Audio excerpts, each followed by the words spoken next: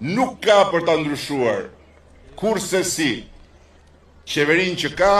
pa ndryshuar më parë opozitën që s'do. Po kjo fitore nuk është hiç e pabesueshme, as për mua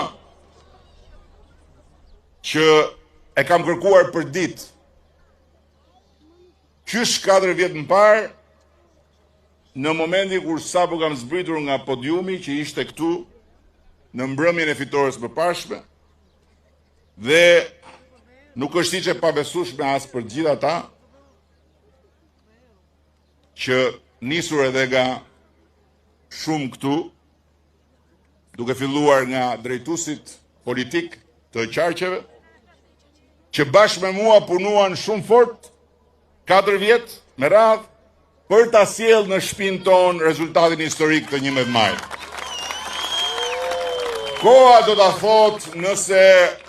rezultati i kësaj përballje me kundërshtarët tanë të kahershëm dhe të pandrejshëm është në fakt rezultati i një përballje përfundimtare me historinë tonë të mundimshme, në kushtet kur na ra neve shansi t'ia ndryshojmë përgjithmonë rrjedhën historisë. Gjithsesi, në kryqëzimin mes një palë zgjedhjesh politike për partinë që do qeverisë 4 vjet të ardhshme dhe një mundësie historike që Shqipëria 2030 të bëhet zonjë anëtare e familjes bashkuar europiane, ne u bëm partia që e mishëroi fuqishëm mundësinë historike në sytë e shqiptarëve që duan zonjën Shqipëri në sofrën e BE-s dhe veten e tyre qytetarë të barabartë Bashkimit Evropian. Të tjerët u munduan të na rendin pas me sharje lebetitse dhe me premtime uleritse, por dora dorës mbetën mbrapa, derisa mbetën shumë mbrapa. Megjithatë, edhe pse rezultati përfundimtar s'ka dalë akoma, mbase s'mbetet kredi njëjti,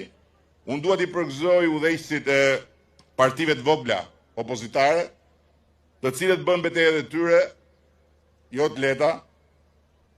dhe i mbijetuan presionit jo të vogël të ajrit mes forcave të mëdha kryesore. Uroj që të mos ecin më tej në gjurmët e opozitës vjetër dhe të falimentuar totalisht, po të gjejnë mënyra dhe të gjejnë durimin për të rritur si alternativa dhe jo si volume zanore në Mexhelis.